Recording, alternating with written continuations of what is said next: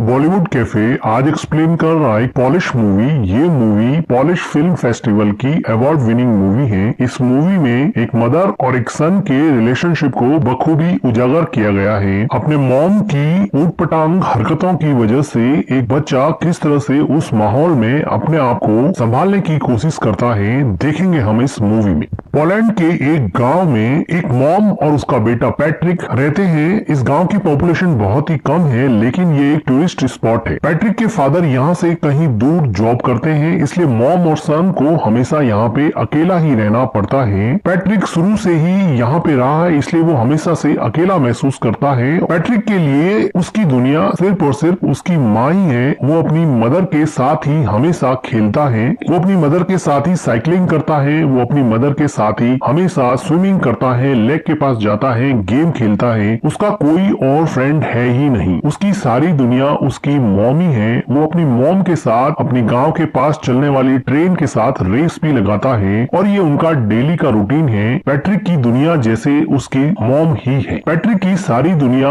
उसके मॉम के इर्द गिर्द ही घूमती है। पैट्रिक और उसकी मॉम का रिलेशन ठीक वैसा ही है जैसा हर किसी बच्चे का अपनी माँ के साथ होता है। वात्सल्य से भरा और प्यार से भरपूर इस रिलेशनशिप में किसी और की कोई जगह नहीं थी। लेकिन पैट्रिक की जिंदगी में खलबली तब मच गई जब इस गांव में आसपास के सभी लोग समर वेकेशन की वजह से अपने बच्चों को लेकर पिकनिक मनाने आने लगे और अपना समर वेकेशन व्यतीत करने के लिए यहाँ पे रुकने लगे। पैट्रिक तो किसी से भी क्लोज यहाँ पे हो ही नहीं पाया, क्योंकि वो शुरू से ही अकेला रहा था। उसको किसी से फ्रेंडशिप करने में भी बहुत प्रॉब्लम होती है। लेकिन वो देखता है कि उसकी माँ अब रात को रोज घर से बाहर जाने लगी है। पैट्रिक ने शुरुआत में इन सब चीजों से कोई रिएक्ट नहीं किया। पैट्रिक की मॉम को रोज शाम को एक कॉल आता और वो पैट्रिक को घर में अकेला छोड़ के ही चली जाती। पैट्रिक काफी देर तक इंतजार करता। कभी उसकी मॉम रात को घर लौटती नहीं थी और कभी देर रात को लौटती थी। वो थोड़ा सा टाइम पैट्रिक के साथ स्पेंड करती थी, लेकिन पैट्रिक को कल का बहाना देकर कि कल मैं तुम्हारे साथ पूरा दिन व्यतीत करूंगी और पैट्रिक को अकेला छोड़ देती। धीरे धीरे पैट्रिक अकेलेपन की वजह से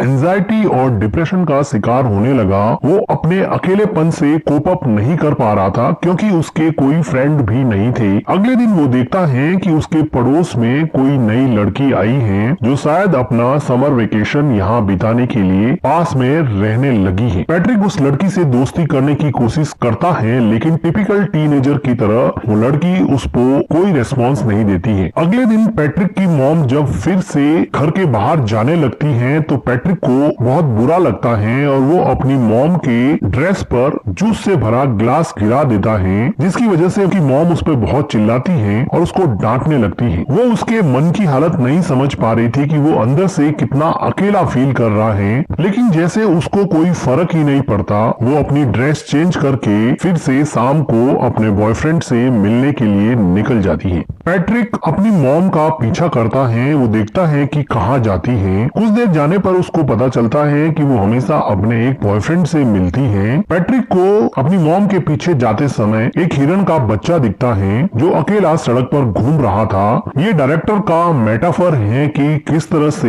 हिरन के बच्चे को भी उसकी माँ ने अकेला छोड़ दिया है और वो इस सुनसान से जंगल में अकेला घूम रहा है, जैसे कि पैट्रिक भी अपनी माँ के बिना इस पूरे गांव में पूरे समर वेकेशन में अकेला पड़ गया है। पैट्रिक को हिरन के बच्चे को देख के जैसे कुछ सांत्वना मिली और वो अगले दिन नए दोस्त बनाने के लिए तैयार हो गया। वो पास में आई लड़की माइका से बात करने लगा और थोड़ी देर एक दूसरे से बात करने के बाद में वो दोनों एक दूसरे के दोस्त बन गए। माइका बताती है कि उसके पेरेंट्स का डिवोर्स हो चुका है। वो खुद भी बहुत अकेला महसूस करती है। अब माइका और पैट्रिक में काफी दोस्ती हो जाती है और अब पैट्रिक वो सारी एक्टिविटी जो अपनी माँ के साथ किया करता था, साइकिलिंग करना, स्विमिंग करना और लेक के पास बैठ के टाइम स्पेंड करना, ये सारी चीजें अब वो माइका के साथ करने लगा। उसको माइका के साथ अब मजा आने लगा और अब वो अपने लोनलीनेस को और एंजाइटी को थोड़ा कम कर सकता है और अपना पेन माइका के साथ शेयर कर सकता है। उसको अभी अपने मॉम की कमी कम खलने लगी थी। अगले दिन पैट्रिक के घर पे वो लेडी आती है जिसके हस्बैंड हस्बैंड के साथ पैट्रिक की मॉम का अफेयर चल रहा होता है। वो पैट्रिक को तो कुछ कह नहीं पाती है और उसकी मॉम उसके घर पे नहीं होती है, तो अकेली बैठ के वो बहुत रोती है। पैट्रिक एक वेल बिहेव बॉय की तरह उसको कुछ खाने को देता है। उसी शाम को पैट्रिक के डैड का कॉल आता है और पैट्रिक की मॉम उसके डैड से बात करते हैं। तो पैट्रिक की मॉम पैट्रिक को कहती है कि तुम अपने डैड को मेरे अफेयर के बारे में कुछ नहीं बताओगे, मैं तुम्हें वार्न करती हूँ। वो उससे कसम लेती है कि तुम अपने डैड को मेरे अफेयर के बारे में कुछ नहीं बताओगे। पैट्रिक कसम देता है कि मैं अपने डैड को आपके अफेयर के बारे में कुछ नहीं बताऊंगा। पैट्रिक को लगा कि ये बात मानने से उसकी मॉम उसके साथ ज्यादा टाइम स्पेंड करेगी, लेकिन उसकी मॉम को कोई फर्क नहीं पड़ने वाला था। पैट्रिक अब इतना परेशान हो चुका था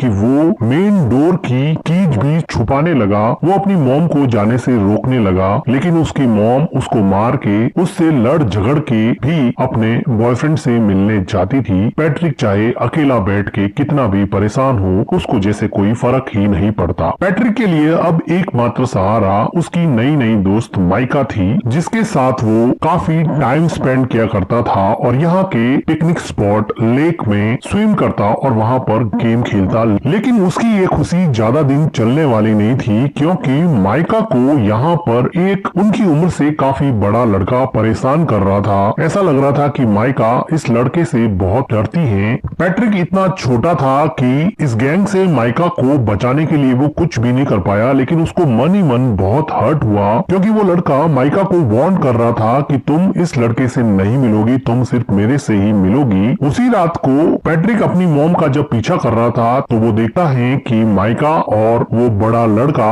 एक दूसरे के साथ काफी टाइम स्पेंड कर रहे हैं, जिसको देखकर पैट्रिक को लगा कि अब उसकी जिंदगी वापस से अकेलेपन का शिकार होने वाली है। वो काफी मायूस हो जाता है। वो घर पर भी काफी टाइम तक अपनी मॉम का वेट करता। जब देर रात उसकी मॉम घर पे आती तो पैट्रिक उससे अपना टाइम मांगता, लेकिन वो थक हार के सो जाती और पैट्रिक उसकी मॉम के आने के बाद में भी अकेलेपन का ही शिकार रहता। अगले दिन सुबह पैट्रिक को माइका मिलती है और वो माइका को पूछता है कि क्या उस लड़के ने तुम्हारे साथ कोई जबरदस्ती की थी? तो माइका जैसे डर गई हो और वो डर के मारे वहाँ से भाग के घर में चली जाती है। पैट्रिक उसको जाके पूछता है कि हुआ क्या, मुझे ये तो बताओ। वो बिना कुछ बोले ही रोने लग जाती है। पैट्रिक को ऐसा लगता है कि उसके साथ जबरदस्ती की गई है। वो दौड़ के जाता है और उन लड़कों के ग्रुप में उस लड़के पे अटैक करता है, लेकिन एक छोटा बच्चा उससे कैसे लड़ेगा और वो बड़ा लड़का पैट्रिक को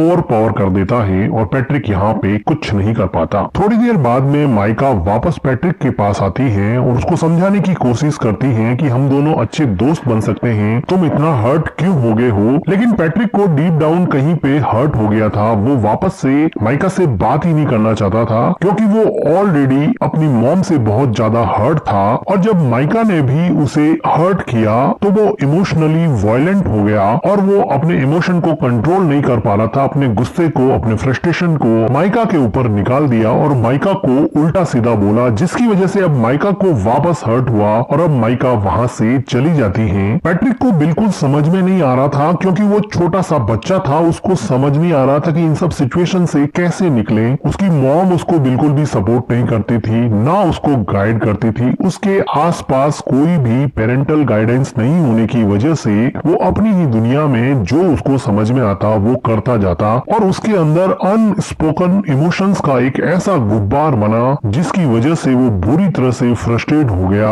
उसी रात को पैट्रिक की माँ घर पे रोती हुई आती है। ऐसा लग रहा था कि उसके बॉयफ्रेंड के साथ उसका झगड़ा हुआ है या फिर ब्रेकअप हो गया है। पैट्रिक की मॉम काफी दिनों तक उदास रहती है, लेकिन पैट्रिक अपनी मॉम को अपने पास में देख के काफी खुश रहने लगा है। वो अपनी मॉम की काफी केयर करता है। एक रात अचानक उसके डैड वापस लौट आते हैं और दोनों के लिए बहुत सारे गिफ्ट लाते हैं। पैट्रिक को अब लगा कि अब उसका समर वेकेशन बहुत अच्छे से निकलेगा, क्योंकि उसके डैड ने उसे प्रॉमिस किया था कि मैं समर वेकेशन तुम्हारा साथ में बिताऊंगा। अब एक अच्छी फैमिली की तरह खूब अच्छा टाइम स्पेंड करते हैं और पैट्रिक अपने मॉम और डैड को एक साथ देख के बहुत खुश होता है और उसका लोनलीनेस जैसे धीरे धीरे गायब होने लगा था। उसकी एंजाइटी कम होने लगी थी। तो एक रात पैट्रिक के डैड चेस खेलते हुए उससे पूछते हैं कि क्या तुम्हारी मॉम मेरे जाने के बाद में किसी से मिलती थी या रात को लेट आती थी? थी, लेकिन पैट्रिक ने अपनी मॉम को प्रॉमिस किया था कि वो उसका राज किसी को नहीं बताएगा, इसलिए वो अपने डैड को अपनी मॉम के अफेयर के बारे में कुछ नहीं बताता है। लेकिन उसके डैड को इस बात पे डाउट हो जाता है क्योंकि पैट्रिक की मॉम का बिहेवियर काफी चेंज हो गया था। उसी टाइम पे पैट्रिक के घर पे माइका आती है और वो उससे बात करने के लिए कहती है। माइका के कहने पर पैट्रिक उसके साथ साइकिलिंग पे जाता है और लेक में स्विम करने के बाद में माइका उसको बताती है कि अब मेरा समर वेकेशन खत्म होने को है, मैं यहाँ से चली जाऊंगी। माइका को पैट्रिक को हर्ट करने पर काफी दुख लग रहा था, लेकिन पैट्रिक अब इसमें कुछ ज्यादा कर नहीं सकता क्योंकि अगर समर वेकेशन खत्म होगा तो माइका को जाना ही पड़ेगा। वो अपने घर पहुंचता है और वो देखता है कि सीढ़ियों पर वही लेडी जो थोड़े दिन पहले उसके घर आई थी वो सीढ़ियों से नीचे उतर रही है।